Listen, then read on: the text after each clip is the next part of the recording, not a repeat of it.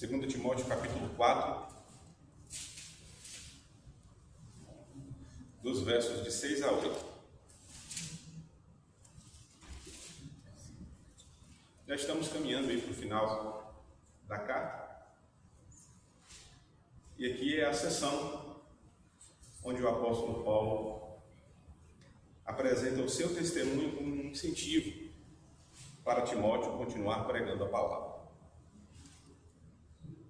Então vamos ler, depois de orarmos, vamos meditar um pouco nessa porção das Escrituras.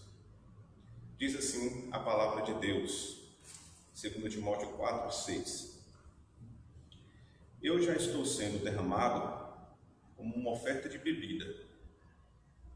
Está próximo o tempo da minha partida. Combati o bom combate, terminei a corrida, guardei a fé.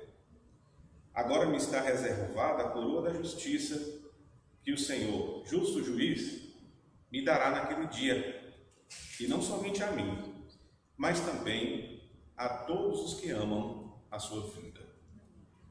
Até aí a leitura. Oremos mais uma vez, pedindo que o Senhor nos dirija. Santo Deus, nosso Pai, queremos louvar Teu nome e Te agradecer, porque em Jesus Cristo há redenção, e nele também há expectativa e a esperança de estarmos para sempre com o Senhor. Louvamos-Te por esta noite que reservamos para o culto ao Teu nome. Dirige as nossas vidas, Senhor, e que em todas as coisas possamos honrá-lo e bendizê-lo. Estamos aqui à disposição do Senhor para fazer o que convém, para colocar em prática aquilo que lhe agrada, Pai. Então, venha nos ajudar na boa compreensão das Escrituras e que coloquemos todas essas coisas em prática, visando sempre um serviço adequado, viver de maneira digna do Senhor. Abençoa-nos, ó Deus. Essa é a nossa oração e a fazemos em nome de Jesus. Amém. Amém. Ok. Irmãos, nós temos visto que a exaltação principal de Paulo ao escrever esta carta a Timóteo é que ele dê continuidade à pregação da palavra. É que ele defenda os preceitos apostólicos, não é? E que também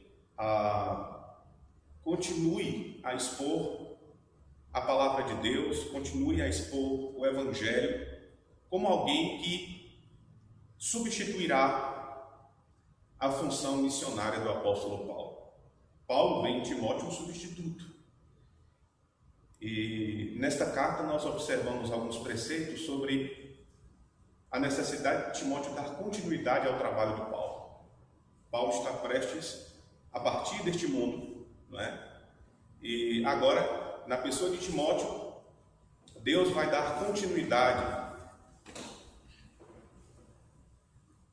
expondo o Evangelho ao mundo, e ele faz isso claramente com seus servos, com instrumentos em suas mãos, que somos nós, né? Crentes em Cristo Jesus. Temos visto aqui várias vezes nesta carta a necessidade da gente se preocupar com a próxima geração. Passar o conhecimento das Escrituras de geração após geração foi o que preocupou o apóstolo Paulo. E a gente vê isso na realidade do Antigo Testamento também. Não só Deus indicou isso aos seus servos, como também eles colocaram isso em prática. Nós vemos, por exemplo, Josué substituindo Moisés, Salomão substituindo Davi, e em várias oportunidades a gente observa o cuidado que alguém tem de dar continuidade aos preceitos do Senhor para a próxima geração. Nessa passagem que lemos, o apóstolo Paulo aqui apresenta um incentivo a que Timóteo continue. E esse incentivo é o próprio testemunho de Paulo, é a sua vida, é o seu ministério, é a sua conduta e o que ele fez como servo de Jesus Cristo durante o tempo de sua vida, mais especificamente durante o tempo em que ele servia a Cristo Jesus. Tá? Então, Timóteo deve se espelhar em Paulo e, através do testemunho dele, obter forças, disposição e ver um bom incentivo para continuar o serviço. Às vezes nós precisamos de incentivos, e incentivos bíblicos são fundamentais para que prossigamos, para que continuemos anunciando a palavra do Senhor até a volta de Jesus Cristo. Não só para Timóteo, Paulo foi um exemplo, mas para nós também. Foi um exemplo deixado para a comunidade cristã de qualquer tempo, de um servo dedicado, alguém que trabalhou com esmero, com dedicação, com empenho na obra missionária, na defesa da verdade, na propagação do Evangelho de Deus em Cristo Jesus. Irmãos, é importante, portanto, que Timóteo continue e complete o seu ministério, uma vez que a tarefa de toda uma vida do apóstolo Paulo está chegando ao fim. Paulo está sob iminência de morte, preso numa cadeia em Roma, e agora exorta que Timóteo continue até que o seu ministério seja completo, como foi o de Paulo. Paulo vai apresentar aqui um ministério completo, um ministério acabado, um ministério finalizado, a fim de que Timóteo dê continuidade até o dele também acabado, até o dele também finalizado, certo? Então, enquanto nós estamos aqui, temos saúde, temos disposição, temos vigor para completar o dever para o qual Jesus Cristo nos chamou, certo? É essa a indicação textual, é isso que o texto está conclamando de nós, certo, irmãos? Que nós devemos cumprir cabalmente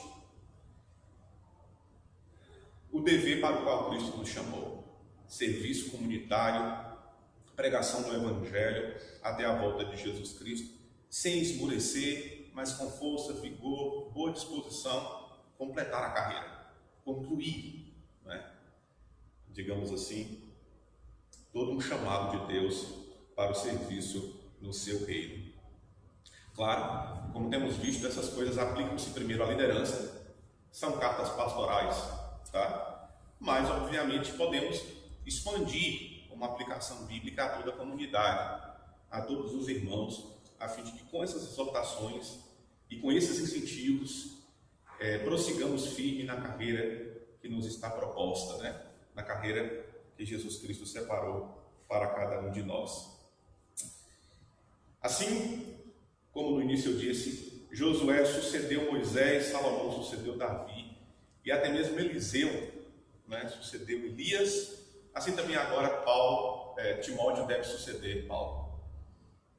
Paulo está pronto para a sua partida, mas Timóteo é o encarregado de dar continuidade àquilo que Paulo iniciou. E assim, de geração em geração, temos sempre um remanescente de Deus. Temos sempre homens, separados por Deus para o serviço de pastoreio, para o serviço de pregação da verdade, para o serviço da propagação do Evangelho. Nós temos aí cerca de 2000 anos desde que Paulo escreveu estas palavras, irmãos. E mesmo se passar 2000 anos, a gente tem a plena convicção de que Deus continuará utilizando homens e mulheres para o seu serviço, para a expansão do seu reino, para o conhecimento do seu nome. É interessante que nós somos meros instrumentos, e é assim que devemos nos ver mesmo. Enquanto nós temos esse pouco de vida nessa terra, devemos dedicar a nossa vida ao serviço do Senhor. Daqui para ali, morremos. Outro vai dar continuidade. O importante sempre, irmãos, diante desse fator, é reconhecermos que o que deve perseverar e o que deve prevalecer é o nome de Cristo e não o nosso. Nós somos apenas servos para o engrandecimento e o reconhecimento do nome de Jesus Cristo, de modo que quando a gente morre, o nosso nome morre junto, a fim de que o de Cristo continue, cresça e permaneça. Né? É a nossa função. E às vezes a gente se exalta achando que é alguma coisa, né? Não é. Nós precisamos de Jesus Cristo completamente, né? Somos apenas servos no serviço do Senhor. Ok. Como um incentivo a Timóteo, o apóstolo usa duas figuras de linguagem aqui para descrever a sua morte. É iminente, está lá numa cadeia fria, em Roma, e já perto de partir deste mundo. E ele vai usar aqui, nessa carta, duas figuras de linguagem, portanto, para descrever a sua morte. Em primeiro lugar, ele vai descrever a sua morte como oferta de libação, né? Está aí no versículo de número 6. O que quer dizer isso?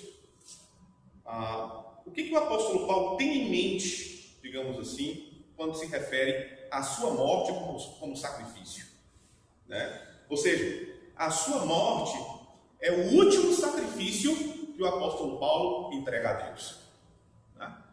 Ele veio servindo a Deus, veio se ofertando a Deus, veio se dedicando a Deus em todo o decorrer da sua vida. E agora existe ainda um último sacrifício que o apóstolo Paulo, né, oferecerá a Deus, que é justamente a sua morte, a sua entrega. A gente vai ver aqui, irmãos, que o apóstolo Paulo, ele não tem nenhum ressentimento de sua vida. Ele não tem nenhum remorso de sua vida. Por quê? Ele procurou servir a Deus de maneira íntegra. Procurou servir a Deus de maneira completa, um serviço de extrema dedicação. Diante disso, ele faz uma retrospectiva, ele olha para trás e viu que, de fato, ele cumpriu um ministério plenamente, né? De modo que ele não tem qualquer vergonha em se apresentar para Timóteo como um exemplo, em se apresentar para Timóteo como alguém em quem se pode espelhar. Como é bom, irmãos, a gente vir servindo a Deus ao longo dos anos, para que quando olhemos para trás, não sintamos nenhum remorso, né? Que coisa boa.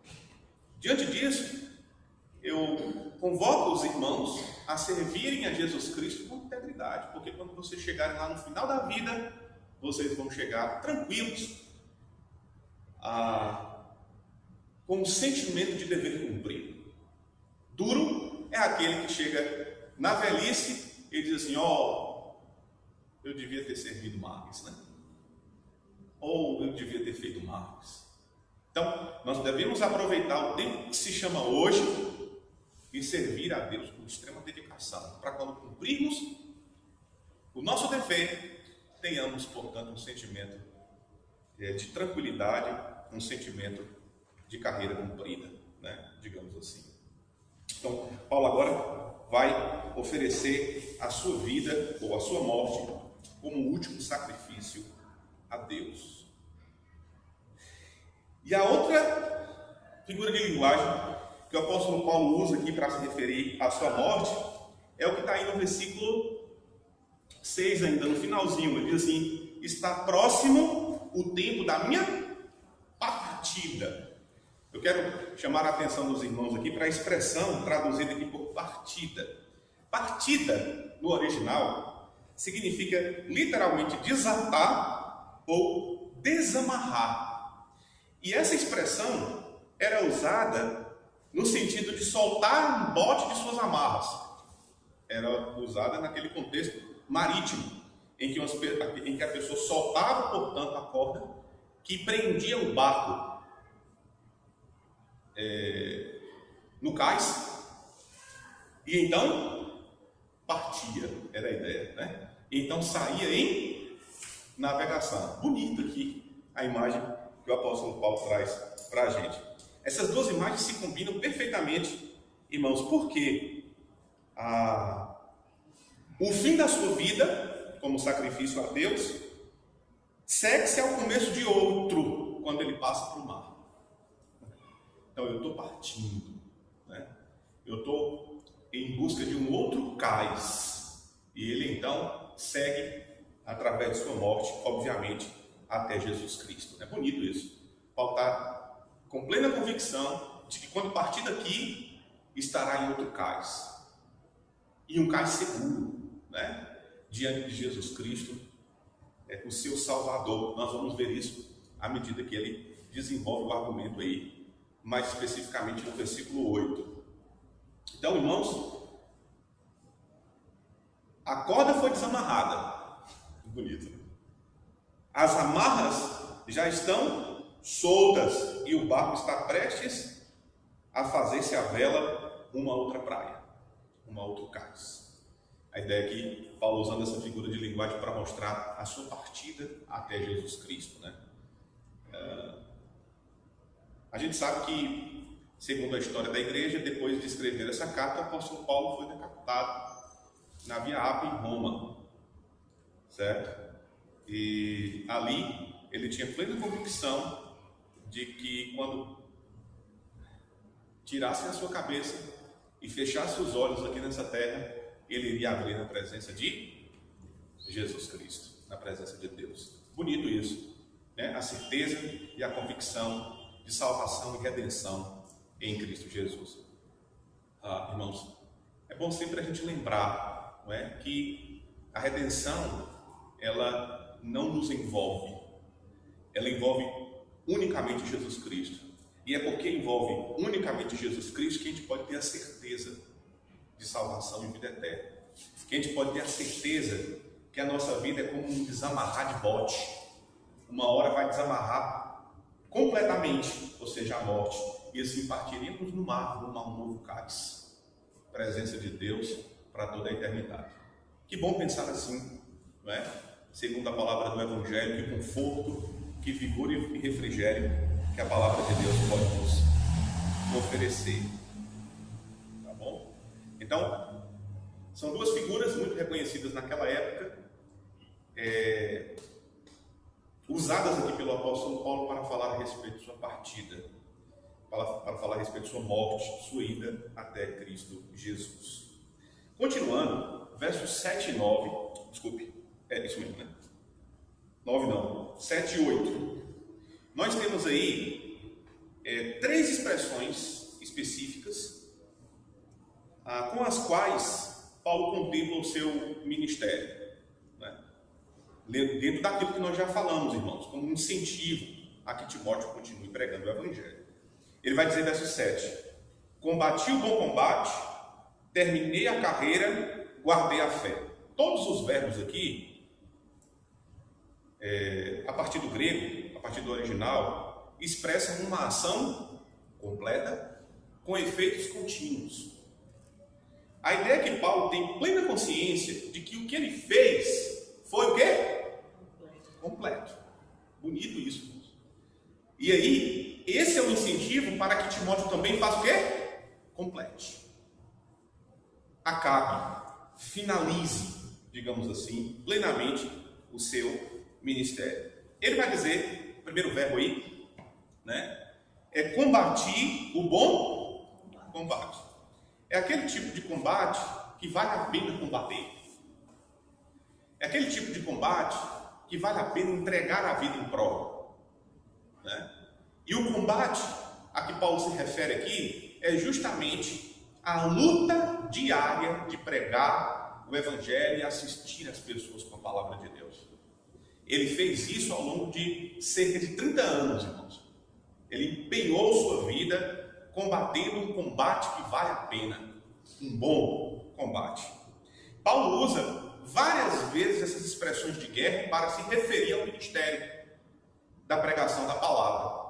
Inclusive, ele vai tratar Timóteo como um soldado, né? No início dessa carta, nós vimos a respeito dessa questão. Então, quando nós assumimos um compromisso com Jesus Cristo, entramos em guerra. E passamos a lutar no combate, a combater, né? Um combate que vale a pena. Então, irmãos, O serviço do Senhor é um combate que vale a pena. É um bom combate, né? É um combate no qual podemos dedicar a nossa vida. Em segundo lugar, ele diz aí, completei a carreira. Também várias vezes o apóstolo Paulo usa essa expressão do atleta, né? Como o ministério da pregação da palavra. O atleta vai correndo a sua corrida, né? E aqui o apóstolo Paulo está lá no final, como é que chama? Na chegada, né? Ele está lá na chegada e diz assim, ó, terminei a carreira. Combati o bom combate, terminei a carreira. A corrida foi acabada, terminei de correr, né? Digamos assim. Ou seja, ele está aqui falando a respeito da conclusão de seu serviço a Jesus Cristo. E ainda em terceiro lugar ele vai dizer assim, guardei a fé. Por fé, Paulo está se referindo, obviamente, a todo o tesouro do Evangelho que foi confiado por Jesus Cristo a ele. E Paulo fez o quê? Guardou a fé, guardou o bom depósito, guardou o tesouro que Deus em Jesus Cristo lhe confiou. E nisso nós podemos também sermos exortados a fim de que, da forma como recebemos e segundo a preciosidade do bom tesouro do Evangelho, o guardemos com dedicação até o fim da nossa jornada, até o fim da nossa carreira. Assim, irmãos, a obra de cada pregador, a obra de cada ensinador do Evangelho é descrita como enfrentar uma luta, correr uma corrida, guardar um tesouro.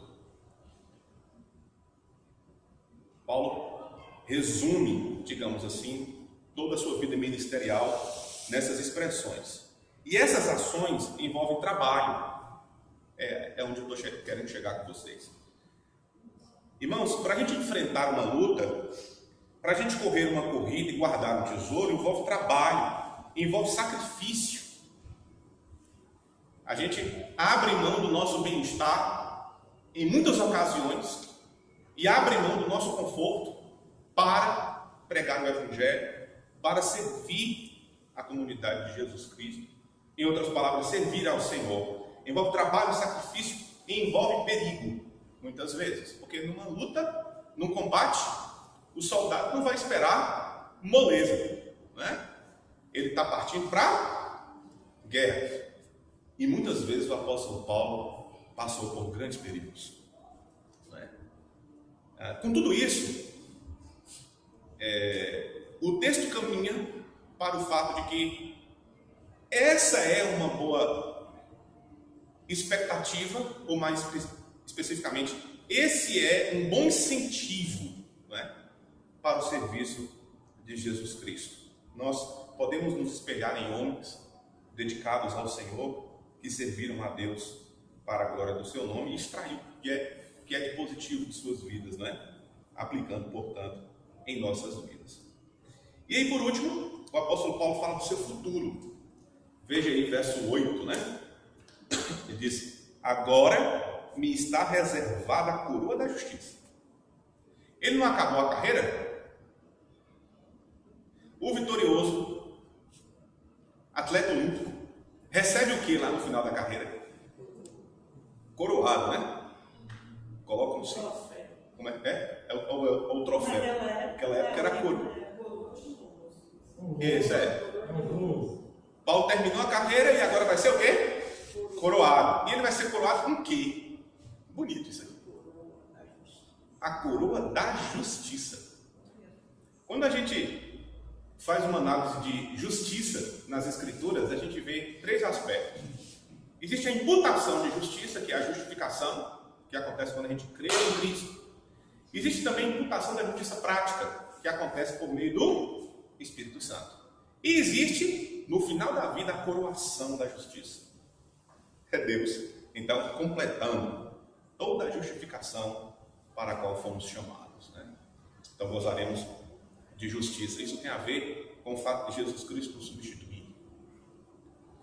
Isso tem a ver com o fato de Jesus Cristo pagar o preço, né? Morrer no nosso lugar, a fim de que nós fôssemos inocentados, a fim de que nós fôssemos justificados e assim entregues a Deus para todo sempre, né? Então, a coroa a que Paulo se refere aqui é chamada de justiça. O sentido mais natural dessa palavra tem a ver, portanto, com justificação plena que nos é concedida no final da vida, na glorificação.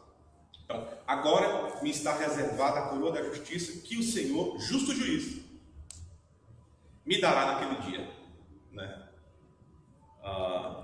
E aí, uma coisa bonita que o apóstolo Paulo expande isso. É como se essa coroa não estivesse restrita apenas a ele. Não é uma coroa dada apenas a Paulo, né? Mas uma coroa que é dada também a todos os que amam a vinda de Jesus Cristo.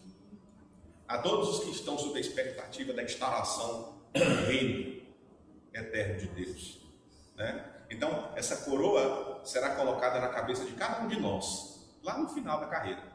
Né? Bonito. Essa coroa, naquela época, melhor traduzido aqui como grinalda ou algo que envolve a cabeça, né? Digamos assim, ela não era muito valiosa, não tinha valor em si, porque eram feitas de folhas, as coroas, naquela época, né? No entanto, aquela coroa significava o quê? Vitória. Por mais que fossem baratinhas de se fazer, elas tinham uma importância grandiosa, né? É isso que Paulo está querendo destacar aqui, a importância de recebermos no final da carreira uma coroa. Esse é um incentivo, irmãos, para a gente continuar trabalhando até a volta de Jesus. Porque quando Jesus voltar, por-se-á uma coroa na cabeça de cada um de nós. Coroa da justiça. Lembra que isso daqui é uma figura de linguagem, não vai ser uma coroa literal.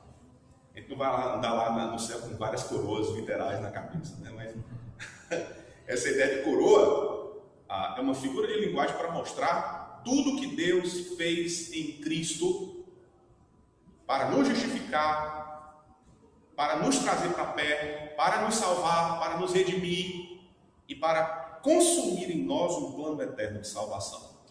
Então, isso é bonito. A gente trabalha diante dessa expectativa. A gente trabalha, irmãos, e não é ruim trabalhar assim.